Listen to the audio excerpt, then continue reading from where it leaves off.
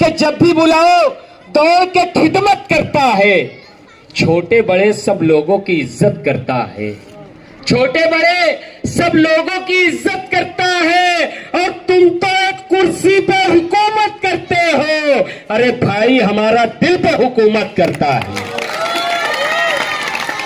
मुस्तकीम dignity साहब आपकी समातों के हवाले भरपूर तालियां बजा करके पूरा मजमा बताएं। की मीटिंग साबान नगर में, ये वार्ड नंबर 7 का ऐसा मोहल्ला है जो मेरा अपना है। मेरे चाचा, मेरे खाला, मेरे मामा यहाँ रहते हैं, अभी मीटिंग में भी हैं।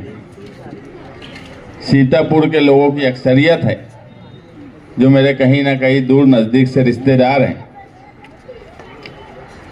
अभी साबान नगर के 50 घर की जो बात बताई गई, मैं अभी वार्ड के ताल्लुक से बहुत तकरीर करने का वक्त भी नहीं है, लेकिन वो कानूनी तौर पर किस तरीके से मसला हल होगा इंशाअल्लाह मैं वो ज़रूर हल करूँगा। आज मालेगांव शहर का जो इलेक्शन है, वो इलेक्शन सिर्फ एक वार्ड का इलेक्शन नहीं है और हमारा टारगेट कोई 30-32 सीट का भी नहीं है। जो आसिफ शेख साहब बोले थे कि ये इलेक्शन में 90% लोग अभी भी नहीं जानते कि हम इलेक्शन किस हिकमत से लड़ रहे हैं। मुखालफिन सिर्फ इसमें ही परेशान है कि कोई अवामी राय पर जब फैसला उम्मीदवार का किया जाता है तो किसी न किसी को कुर्बानी देनी पड़ती है, और कुर्बानी का जज्बा सिर्फ इसलिए नहीं कि ये इलेक्शन कारपोरेशन का है, ये इलेक्शन कई मायने में बहुत अहम इलेक्शन है। और हमारा टारगेट 12 पैनल पर है। आगरा रोड के शुमाली हिस्से के 5 पैनल, और इंशाअल्लाह मुझे यकीन है कि ये 5 पैनल पूरे चुन के आएंगे। देखिए कोई कहाँ जा रहा है कहाँ नहीं, जब जिनको उम्मीदवारी दी जा रही है तो ये अवामी सर्वे और समझबूझकर उम्मीदवारी दी जा रही है, और जो उम्मीदवार हम नहीं दे पा रहे हैं जिनको, तो दिखती बात है कि वो अवामी राय में रिजेक्ट हुए होंगे, इसीलिए उनको उम्मीदवारी नहीं दी जा रही है। लेकिन उनको सब्र करने के बजाय, आगे के लिए तैयारी करने के बजाय वो डायरेक्ट मुखालिफ हो जाते हैं।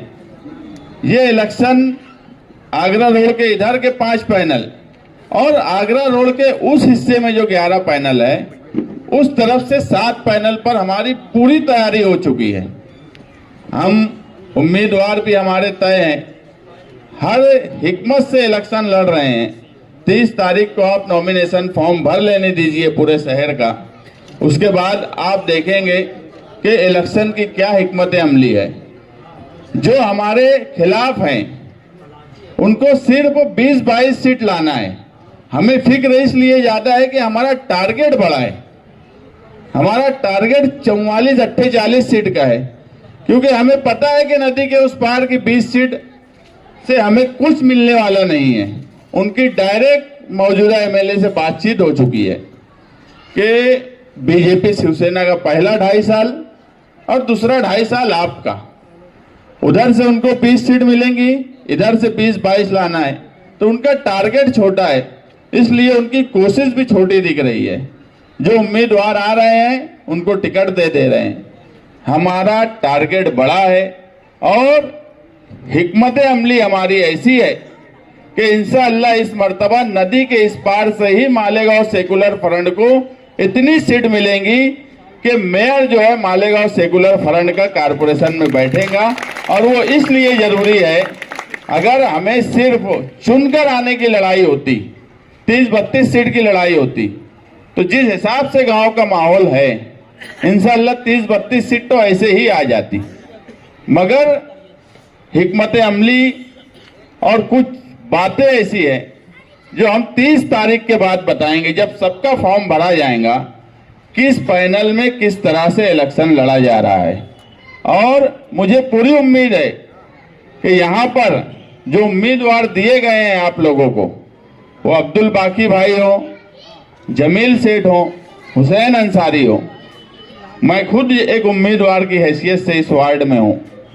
हम तो आप लोगों पे मुझे ज्यादा भरोसा है कि अगर आप लोग मुझे पूरी ताकत लगाकर इस पैनल को चुनकर लाएंगे तो मैं आपको यकीन दिलाता हूं कि आगरा रोड के उस हिस्से से हम 7 पैनल इंशाअल्लाह इस बार चुन के लाएंगे।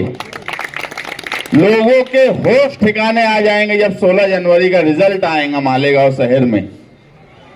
मैं वो गारंटी से बोलता हूं कि होश ठिकाने आ जाएंगे, जमीन उनके पैरों तले निकल जाएंगी कि ये क्या हो गया।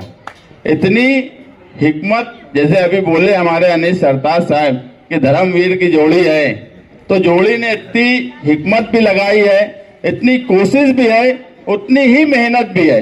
लेकिन हम लोग अभी खामोश इसलिए हैं कि हम सिर्फ 30 तारीख तक फॉर्म भर देने के बाद आप देखेंगे इलेक्शन किस तरह से लड़ा जा रहा है। और 10 दिन में इलेक्शन, जो बोलते हैं कि वो शॉर्ट टाइम में इलेक्शन लड़ने वाले हैं, हमने एक अच्छे वक्त में इलेक्शन की बिसात बिछा दी है, मगर इलेक्शन लड़ना शुरू नहीं किया है। इलेक्शन 30 तारीख के बाद इंशाअल्लाह लड़ेंगे। आप लोगों से गुजारिश है कि वार्ड नंबर 7 में समाजवादी के सिंबल साइकिल निशान पर भारी अक्सरियत से आप ये पैनल ला के दीजिए, क्योंकि मैं हर जगह बोलता हूं कि यहाँ पर वार्ड नंबर 7 में सिर्फ 2 ही लोगों का मुकाबला आपस में रहा करता था, यहाँ तीसरा कभी मुकाबले में ही नहीं रहा। एक हम थे और एक ये वहाब भाई बैठे हैं, इनकी पार्टी थी। अब हम दोनों ही जब मिल गए तो मुझे बताओ यहाँ कोई मुकाबला होने वाला है क्या? लेकिन इलेक्शन बहरहाल ताकत से लड़ा जाता है। और यहाँ जो जिम्मेदार साबान नगर के बैठे हैं, अगर हम इत्तेहाद करके एक साथ आए हैं और यहाँ 2 ही लोगों की वोट है, एक हमारी है, एक आसिफ शेख साहब की है, तो अगर हमने इत्तेहाद किया है तो क्या आप लोग भी मुश्तरका वोट नहीं देंगे क्या? साबान नगर का पूरा हिस्सा, मुझे एक बार हाथ उठाकर बोलिए कि आप मुश्तरका होकर वोट देंगे कि नहीं देंगे? और अगर आप मुश्तरका होकर वोट देंगे, हर घर की वोट हमको मिलेंगी, तो मुझे बताओ ये पैनल का रिजल्ट क्या आने वाला है? सिर्फ आप लोगों की मेहनत पर है। अगर कोई घर ऐसा है जिसे समझाने की जरूरत है तो ये आप लोग कोशिश करिए उनको समझाने की कि ये इलेक्शन फिरका परस्तों के खिलाफ सेकुलर फ्रंट का इलेक्शन है, कि एक किरण सोमैया जिनका आज इक्तदार नहीं है, वो कारपोरेशन में आके बैठता है तो अपने मन की करता है। कल अगर भगवा झंडा बीजेपी शिवसेना वालों का मेयर बन गया तो हर मसला मैं बोलता हूँ कारपोरेशन से उठता है, तो उसका हल भी कारपोरेशन से निकलेगा। अगर मसले को पेचीदा बनाना है तो वहां बैठा हुआ आदमी पेचीदा भी बना सकता है। अगर इस बार भगवा झंडा कारपोरेशन में जो उनकी प्लानिंग है लहरा गया, तो आप समझ लीजिए कि एसआईटी में जो तकलीफ हमें हुई है और हो रही है, उससे ज्यादा तकलीफ आने वाली एसआईआर की इंक्वायरी में होंगी। बाकी अभी इलेक्शन जब शुरू होगा नॉमिनेशन फॉर्म के बाद, तो हमारे पास मुद्दे भी हैं, हमारे पास जमीन भी तैयार है। सिर्फ हमको 10 दिन में इलेक्शन लड़ना है। आप लोग वार्ड नंबर 7 संभालिए, इंशाअल्लाह हम लोग आगरा रोड के उस पार से 7 पैनल लेके आएंगे। शुक्रिया। अस्सलाम वालेकुम। आज की मीटिंग के सदर रफीक हाजी साहब साड़ी आले, मंच पे इतने सारे लोग हैं, मैं सबका नाम नहीं ले पाऊंगा, वक्त तो बहुत कम है, मैं उसके लिए माजरत चाहता हूँ। लेकिन आज ये जो प्रोग्राम था, आप लोगों ने हमको बुलाया, हमारा इस्तकबालिया रखा, हमारा हौसला बढ़ाया, इसके लिए पहले मैं सबसे पहले आप लोग का शुक्रिया अदा करता हूँ। हमीदुन्नियादी मस्जिद की बड़ी तादाद है अल्हम्दुलिल्लाह, और साबान नगर के लोग दिख रहे हैं अल्हम्दुलिल्लाह। इस मीटिंग की जो मेहनत की है हमारे जमील भाई, वर्कशॉप वाले, हारून भाई, हसन मामा, इकलाक, अकील भाई, अतीक भैया, कमाल नूरी, मैं इन सब का अपने दिल की गहराइयों से शुक्रिया अदा करता हूं। और जो लोग छुटे मैं उनसे माजरत चाहता हूं। आज हम तुम जो जमा हुए हैं, आने वाली 15 जनवरी के दिन जो इलेक्शन है उसके ताल्लुक से जमा हुए हैं। 2 उम्मीदवारों का नाम डिक्लेयर हुआ है इमाम पार्टी से और 2 लोगों का नहीं हुआ है। पहली लिस्ट में जो नाम लीडर डिक्लेयर करता है वो कहीं ना कहीं काबिल लोग का करता है, लेकिन यहाँ की जो लिस्ट तो जाहिर हुई निकम्मे लोगों की हुई है, मैं ऐसा बोलूँगा। अगर मैं गलत बोल रहा हूँ तो आप बताइए।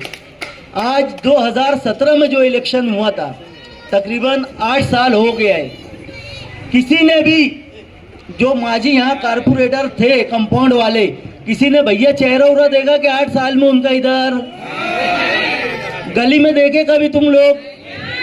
अब नाम डिक्लेयर हो गया तो फोन कर रहे, रिश्तेदारी बता रहे, दोस्ती बता रहे, तब मोरे हुआ की भीम चलावत है, तब मोरे हुआ कारीगर है। हाँ, सिर्फ इलेक्शन के टाइम, और जब काम का टाइम आता है भैया वो कौन करेगा? आज आदमी उम्मीदवारी करता है, वोट मांगता है, चुन करके आता है तो काम की बुनियाद पे आता है। कोई रिश्तेदारी और दोस्त और संबंध के हिसाब से लोग वोट नहीं देते। वोट इसलिए देते अपने उम्मीदवार को कि ये हमारा काम करे, हमारे वार्ड का काम करे, हमारे दुख दर्द में शामिल हो। ऐसा हुआ कि 8 साल में, अभी मैं उनको एक तकरीर में उनकी सुन रहा था, वो बता रहे थे ऐसा कि हम चुन करके आएंगे तो वार्ड नंबर 7 के अंदर बच्चों के मुस्तकबिल की बात करेंगे। अरे भैया 5 साल आप कारपोरेटर थे, पहले हिसाब दो, आएंगे वाली बात मत करो इधर उधर की। जो तुमने काम किया है वो बताओ। मैं बड़ी जिम्मेदारी से बोल रहा हूँ, अगर मैं झूठ बोल रहा हूँ तो हाथ उठा करके बोलना कि हुसैन भाई आप झूठ बोल रहे हो। तकरीबन जो ये माजी कारपोरेटर थे हुसैन सेठ कंपाउंड के, मैं समझता हूँ इधर का जो पूरा एरिया है सलाम चाचा रोड के इधर का और उधर का, तकरीबन हमीदुल नियादी मस्जिद है, साबान नगर है, हमारा जो हुसैनिया मस्जिद का इतराब है 57 है, 56 है, नंदन नगर है, गोंडबाड़ा है, सर्वे नंबर 42 है ना, पूरा इतलाब पूरा एरिया जो आप ये देखोगे। मैं बोल रहा हूँ इनका 5 साल का बजट कहाँ गया? कभी ये आपके वार्ड में एक स्लैब बनाए गया आके, स्लैब बनाए कभी आके एक, तो बजट कहाँ गया फिर? अरे भैया बजट की बात तो बहुत दूर है, एक पौधा डालेंगे नाले में आके। ये अगर रोड मांगने के लिए आए, पहले आप इनसे सवाल करो।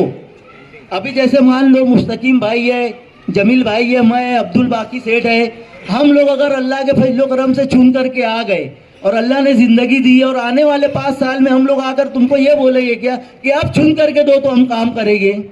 इतनी बेशर्मी। अरे भैया थोड़ी सी तो शर्म होती है जुमला बोलने से पहले कि हम आगे मुस्तकिबिल में वार्ड का काम करेंगे।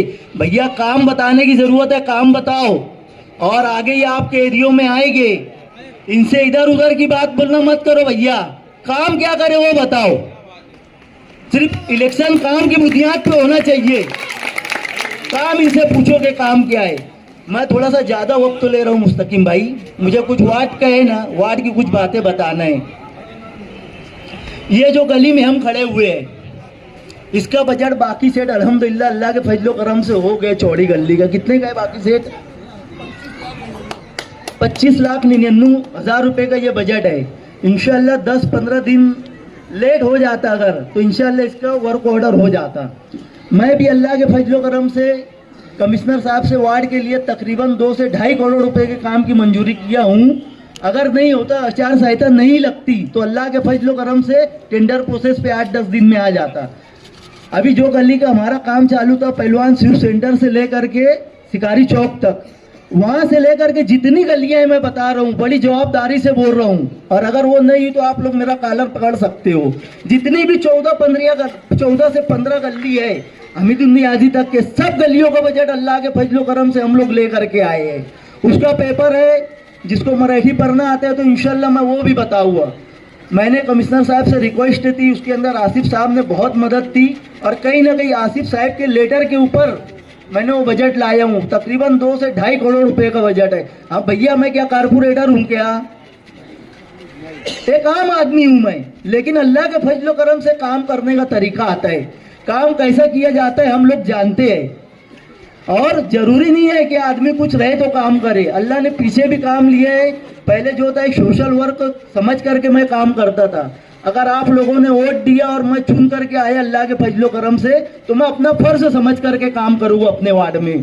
कहीं भी जाओ, एक छोटा सा हॉल है अपना मुफ्ती आजम मस्जिद वाला, लेकिन हमने वार्ड में 1 करोड़ रुपए का शादी हॉल डाला है आसिफ साहब के लीडर के ऊपर। इंशाल्लाह जैसी आचार संहिता हटेगी उसके ऊपर की मंजूरी आएगी। दूसरा एक 50 लाख रुपए का जो है हमीदुल नियादी मस्जिद है, उसके अंदर जो गार्डन है, गार्डन के अंदर भी एक शादी हॉल डाला है। असेंबली में कुछ लोगों ने वाप भाई को बोला था यार शादी हॉल की यहाँ जरूरत है, तो वाप भाई आसिफ साहब को बोले, मैं बोला, और इंशाल्लाह मैंने पेपर वर्क किया है। 3 शादी हॉल यहाँ रहेगा इंशाल्लाह 1 साल में, 3 शादी हॉल हमारे वार्ड में। और अल्लाह के फजल करम से अगर आप लोगों ने, आप देखो मालेगांव में जब भी इलेक्शन होता था तो 2 खानवादे के लोग आमने सामने लड़ा करते थे, एक निहाल साहब के और एक रशीद साहब के। आज क्या ऐसी वजह हो गई कि दोनों खानदान को आमने सामने जो रहते थे आज साथ में आना पड़ा? कुछ लोग तो सोचते हैं तो हैरत करते हैं। वजह यह है कि जब एसआईटी आई मालेगांव के अंदर 3800 लोग के ऊपर गुना दाखिल हुआ तकरीबन। काम करने के लिए कोई था नहीं, अल्लाह जिसके दिल में डालते अल्लाह काम ले लेते। जरूरत तो ये बोलना नहीं चाहिए, फिर भी मैं माजरत के साथ बोल रहा हूँ, ये वक्त के आमदार का काम था, ये मुस्तकीम भाई का काम नहीं था, ये शेख आसिफ साहब का काम नहीं था। काम तो उनको करना था जिनकी जवाबदारी थी, लेकिन अल्लाह जिनसे काम लेना चाहते उनके दिल में डालते। आसिफ भाई एक अलग अपनी लाइन से काम कर रहे थे, मुस्तकीम भाई एक अलग अपनी लाइन से काम कर रहे थे, लेकिन दोनों पार्टी के जब जिम्मेदार एक दूसरे से मिले कि यार हमारा मकसद एक है, हमारी मंजिल एक है, तो फिर अलग अलग क्यों चलना चाहिए? जिम्मेदारों ने बात किया और कहीं ना कहीं जाके मालेगांव सेकुलर फ्रंट आज मालेगांव शहर के सामने आए। कुछ लोग वार्ड में ये भी बात कर रहे हैं कि यार कब साइकिल पे वोट देवेंगे? तुम लोग तो आसिफ साहब के लोग हो ना भैया, गठबंधन हुआ है यहाँ पर, है ना। अगर इस वार्ड में साइकिल निशानी है तो बाजू वाले वार्ड में आसिफ साहब की भी निशानी है। आप लोग सुन लो वार्ड के लोगों, मैं जो उम्मीदवार हूँ मैं इस्लाम पार्टी का उम्मीदवार हूँ। जमील सेठ यहाँ जो बैठे हैं वो इस्लाम पार्टी के उम्मीदवार है। अब्दुल बाकी सेठ और मुस्तकीम भाई जो समाजवादी के उम्मीदवार है। जब 2 पार्टी एक होती है तो निशान भी एक होएगा ना, तो यहाँ पर निशान जो है साइकिल है। मैं आप लोगों से ऐसी गुजारिश करता हूँ कि आप लोग आने वाली 15 जनवरी को हमको दुआ भी दीजिए और चारों उम्मीदवार को साइकिल निशान पर वोट देकर हमको कामयाब कीजिए। इंशाल्लाह हम लोग आपको निराश नहीं करेंगे। अभी आप बताओ, हमारा जो वार्ड है यहाँ साफ सफाई का मसला है, लाइट का है, पोल का है।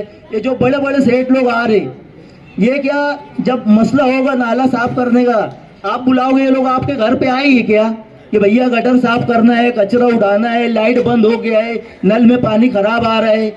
जैसी तुम लोग बोले ना भैया लाइटों बंद है, बोले कंपाउंड में आ जा, भैया गटर जाम हो गया, साफ सफाई नहीं है, बोले सहजगिया में आ जा। अबे भैया अल्लाह के फजलो करम से अगर आप लोग इज्जत दिए और हम चारों लोग चुन के आए, आप लोग कॉल करेंगे इंशाल्लाह। तो मुस्तकीम भाई एक ऐसा चेहरा है जो पूरे शहर में लीडरशिप करते हैं, लेकिन उनके भाई हमारे साथ चल रहे और आगे भी वार्ड में हमारे साथ रहेंगे इंशाल्लाह। जमील सेठ है, अब्दुल बाकी भाई को बोलने की जरूरत नहीं है, जो काम काज करते हैं। आप लोग हमको अगर फोन किए किसी काम के लिए तो सिर्फ क्या होगा, आधे घंटे की जगह 1 घंटा, लेकिन इंशाल्लाह हम लोग आएंगे। हम लोग आपको ये नहीं बोलेंगे साइजिंग में आ जा और कंपाउंड में आ जा और फला जगह आ जा। अगर आदमी किसी को वोट देता है अपनी, तो जो आदमी चुन के आता है वो उसकी जवाबदारी है कि वो सामने वाले के दरवाजे पे जा करके अपनी जिम्मेदारी को निभाए। और अल्हम्दुलिल्लाह आगरा रोड के इस बार अगर आप लोग देखे हुए तो गठबंधन का सबसे अच्छा पैनल बनाए।